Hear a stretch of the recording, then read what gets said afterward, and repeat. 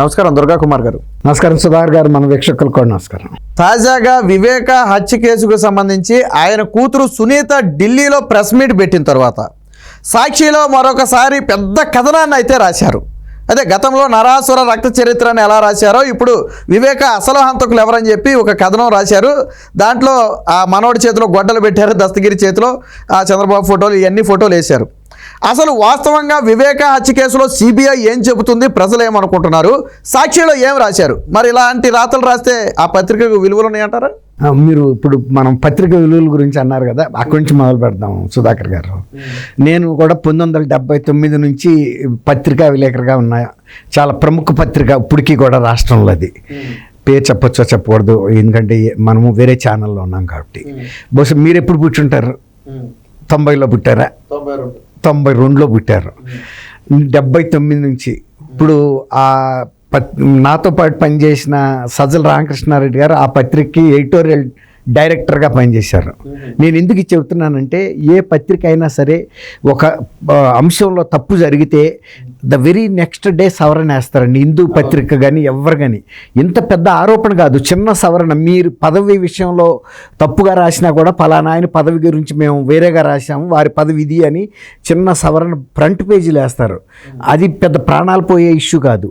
కానీ వీళ్ళు రాసింది ఒక ప్రాణాలు పోయి, లేకపోతే ఒక అమాయకులు జైలు, యావజ్జీవ జైలు పడచ్చు, ఉరిశిక్ష కూడా పడవచ్చు.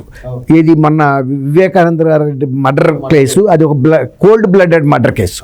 ఒక కిరాతకంగా చేసిన, ఒక పథకం ప్రకారం చేసిన హత్య, తర్వాత దారుణమైన హత్య. అట్లాంటి ఆరోపణ కొంతమంది అమాయకుల మీద చేసినప్పుడు అది వాళ్ళ జీవితాలకు సంబంధించిన విషయం. 5 సంవత్సరాలు పూర్తి అయిపోయింది.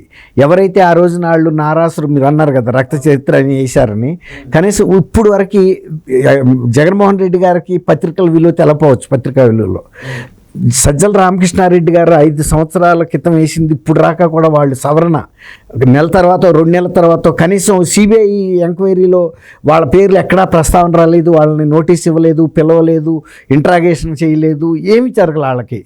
కానీ అయినా కూడా ఇవాళ రాక వాళ్ళు సవరణ వేయలేదంటే పత్రికలకు సంబంధించి విలువ ఏమున్నట్టు మీరు చెప్పండి.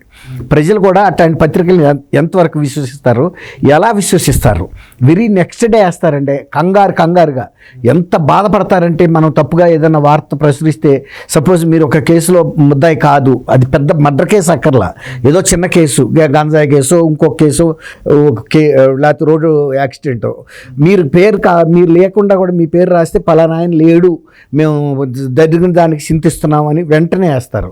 అలాంటిది వాళ్ళు 5 సంవత్సరాల నుంచి అంత పెద్ద ఆరోపణ చేసి, అంత పెద్ద వ్యక్తుల మీద, ప్రముఖమైన వ్యక్తుల మీద కనీసం చింతించలేదంటే వాళ్ళు ఎంత మర్డర్ చేయటంలో ఎంత కిరాతకం చూపించారో, ఆరోపణలు చేసి కూడా వాటికి అట్లాగే నిలబడ్డట్టు. అది కాకుండా మళ్ళీ నిన్న మీరు చెబుతున్నారు, నేనైతే సాక్షి పత్రిక చదవలేదు, మీరు చెప్పిన దాన్ని బట్టి నిజమే అయి ఉంటుంది. దస్తగిరి కూడా బయట ప్రకటన చేయడం చూశాను సోషల్ మీడియాలో. నా చేతిలో లేదు, గొడ్డలతో నరికిన వాళ్ళు వేరే ఉండారని చెప్పాడు. అంటే దాని అర్థం ఎవరికి వెళ్ళాలో వాళ్ళకి అర్థమైంది. అది ఇప్పుడు మీరు చెప్పిన దాన్ని బట్టి అతని చేతిలోనే ఒక గొడ్డలు పెట్టి, అంటే ఇంకా ప్రజలు రేపు ఎలక్షన్లు వస్తున్నాయి కదండి, మళ్ళీ ఇంకొకసారి ప్రజలను మభ్య పెట్టడానికి ఆ చుట్టూతో బొమ్మలు వేసినట్టుగా నేను సోషల్ మీడియాలో చూసా. చంద్రబాబు నాయుడు గారు, తర్వాత లోకేష్, బీటెక్ రవి, మళ్ళీ అప్పుడు ఆయన జమ్మలమడుగు ఆదినారాయణ రెడ్డి గారు, ఇలాంటి వాళ్ళని వాళ్ళకి అసలు సంబంధమే లేదు కదా. వివేక కూతురును కూడా వేశారు, సునీత గారిని, సునీతారెడ్డి, ఆయన రాజశేఖర రెడ్డి గారు, అవన్నీ అన్నీ అంత గమనించి లోపలగా వీళ్ళైతే కనపడి, మీరు అన్నట్టు ఇంతమంది దాని చుట్టూతా, ఇతనేమో మధ్యలో గొడ్డలు పట్టుకుని ప్రజల్ని ఎన్నాళ్ళు మభ్య పెడతారు, ఎన్నాళ్ళు వంచిస్తారు. ఇక ప్రజలకు అంత మాత్రం తెలియదని మనం అనుకుంటే ఎంత తప్పు అండి. చేసిన వాళ్ళు కుటుంబంలో వాళ్ళు చేశారని. ఇప్పుడు 2 సీట్లు ఆయన వేసాడండి, జగన్మోహన్ రెడ్డి గారు 2 సీట్లు వేసినప్పుడు టాప్ ఆఫీసర్స్ పెట్టినా కూడా వీళ్ళ పేర్లు ఎక్కడా ట్రేస్ అవ్వాల. ఇప్పుడు లేని వ్యక్తులు, సపోజ్ మీరు ఉండారండి, ఇవాళ ఇక్కడ స్టూడియోలో ఉండారు, ఇదే టైంలో మీరు సపోజ్ కర్నూలులో ఒక మర్డర్ కేసులో ఉన్నారని కనుక కేసు పెట్టాడు అనుకోండి, ఒక పోలీస్ ఆఫీసర్, ఇన్వెస్టిగేటివ్ ఆఫీసరు, ఇప్పుడు ఇది ఇక్కడ రికార్డ్ అవుతుంది అఫీషియల్ గారి, తర్వాత ఇదే బ్రాడ్కాస్ట్ అవుతుంది సపోజ్, అప్పుడు ఎంత బ్లండర్ చేసినట్టు అండి అతను. అందువల్ల 2 సిట్ అధికారులు కూడా లేని వాళ్ళని ఎవరిని పెట్టలేరండి, చిన్న విషయం కాదు అది. ఇప్పుడు గూగుల్ టేక్అవుట్ ద్వారా కూడా తీసుకోవచ్చు కదా, ఎవరెక్కడ ఉందో ఏ టైంలో. ఇప్పుడు అలాగే కదా, ఇప్పుడు టెక్నికల్ ఎవిడెన్స్ ద్వారానే కదా ఈ దస్తగిరి వీళ్ళందరూ వాళ్ళ ఇంట్లో ఉన్నట్టు, అతను అవినాష్ రెడ్డి ఇంట్లో ఉన్నట్టు తేలింది. అవినాష్ రెడ్డి వీళ్ళందరూ ఏమన్నారు, అసలు మాకు తెలీదు, మేము కూడా వచ్చి చూసి ఆశ్చర్యపోయాము, లేకపోతే భయపడిపోయాము, ఇవన్నీ కథలు చెప్పారు కదా.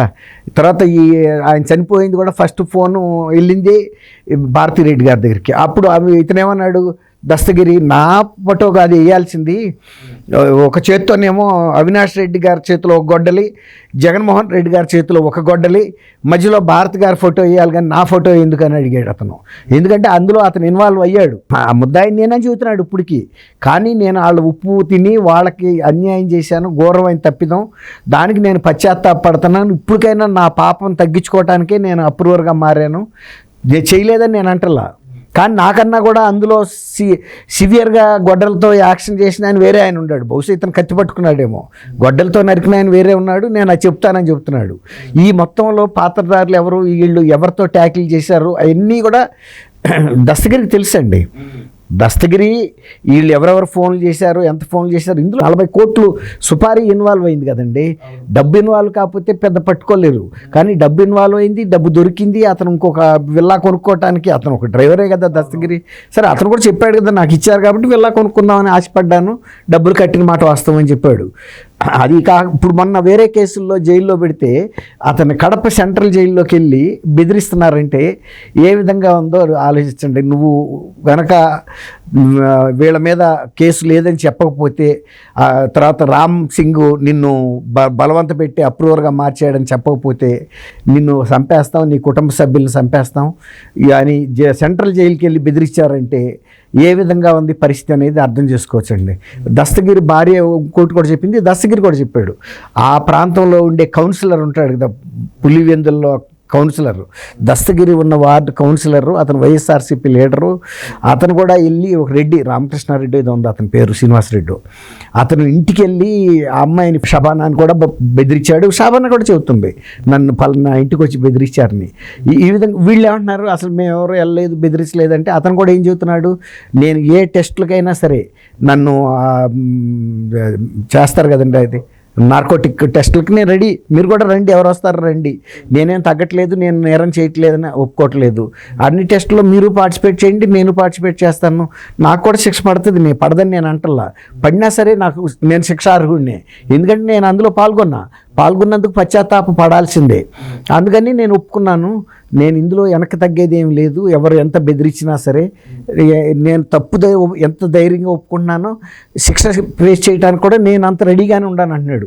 తప్పు చేసి పారిపోవటం కాదు ఇక్కడ కావాల్సింది, ధైర్యంగా రండి, మీరు కూడా ఎవడెవడ వస్తాడో నార్కోటిక్ టెస్ట్కి వెళ్దాం, మీరు కూడా సిద్ధమేనా అని అడుగుతున్నాడు. ఇప్పుడు అట్లాంటప్పుడు మరి వీళ్ళు ఇందాక మీరు అడిగారు పత్రికా విలువలకి ఇది సాధ్యమా అని. పత్రికా విలువలు కాదండి, రాజకీయ జీవితంలో ఉన్నప్పుడు, ప్రజా జీవితంలో ఎన్నాళ్ళు ప్రతిసారి ఎవడో ఒకడిని బలిపశువుం చేసి మనం బెనిఫిట్ అవుదామంటే, ఇప్పుడు దస్తగిరి వాళ్ళ సొంత మనిషి కదండి, ఎన్నాళ్ళు ఆ కుటుంబానికి డ్రైవర్గా పనిచేశాడు, విశ్వాసపాత్రుడిగా ఉన్నాడు. సరే అతను వీళ్ళు ఏదో ఈ కేసుని మాఫీ చేస్తారు, ఇంతదాకా రానివారు అనే ఒక నమ్మకంతో చేశాడు. అతను పెద్ద చదువుకున్నాడు కాదు, పెద్ద ఆర్థికంగా కోటీశ్వరుడు కాదు, ఏదో ఆ డబ్బుకు ఆశపడ్డాడు, నేను కూడా ఒక విల్లా కొనుక్కుంటానని. వీళ్ళందరి మధ్యలో తిరగటం వలన ఆ విలాసాలు చూశాడు కదండి, ఎవరికైనా ఆశ ఉంటుంది. ఇప్పుడు మీరు స్వీట్ తింటుంటే నాకు తినబుద్ధి వేస్తుంది, అట్లా తను వాళ్ళు దేనికైనా సిద్ధమని బయటకు వచ్చినప్పుడు వీళ్ళు దానికి ఏదన్నా స్పందిస్తున్నారా? ఎస్ మేము కూడా రెడీ, నార్కోటిక్ అతనే అన్నప్పుడు మేము ఎందుకు తగ్గుతాం, మా పాత్ర లేదని చెప్పాలి కదండి. ఇప్పుడు అతను ఇవాళ 5 ఏళ్ల తర్వాత కూడా మేము చేసిన పని తప్పు, ఇందులో పలానాళ్ళ పాత్ర లేదని కాకుండా మళ్ళీ ఇంకొకసారి ఇప్పుడు సజ్జల రామకృష్ణారెడ్డి గారు మొన్న మధ్య ఒక మాట చెప్పాడు, చంద్రబాబు నాయుడు గారు అరెస్ట్ చేస్తే ఆయన అవినీతి పరుడు అంటే ఎవడో నమ్మట్లేదు, అందుకని మేము పదే ప్రెస్ కాన్ఫరెన్స్లు పెట్టి రోజుకి ఇంత మైండ్లోకి ఎక్కించడానికి ప్రయత్నిస్తున్నామని. అట్లాగే ఇప్పుడు 5 ఏళ్ళు అయిపోయింది కదా, మళ్ళీ కేసు ఇంకా తేళ్ళ అక్కడే ఉంది. కాబట్టి ఇదే మర్డర్ మీద 2 ఫలితాలు పొందాలని, రెండో ఎన్నికల్లో కూడా గెలవటానికి ఫ్రెష్గా మొదలెట్టి మళ్ళీ సునీత గారిని, సునీత భర్తని, వీళ్ళందరినీ తీసుకొచ్చి ఫోటోలు వేస్తున్నారంటే ఇక సాక్షి పత్రిక కానీ లేకపోతే దాని అధిపతుల యొక్క విలువలు ఏంటనేది ప్రజలే నిర్ణయించాలి సుధాకర్ గారు.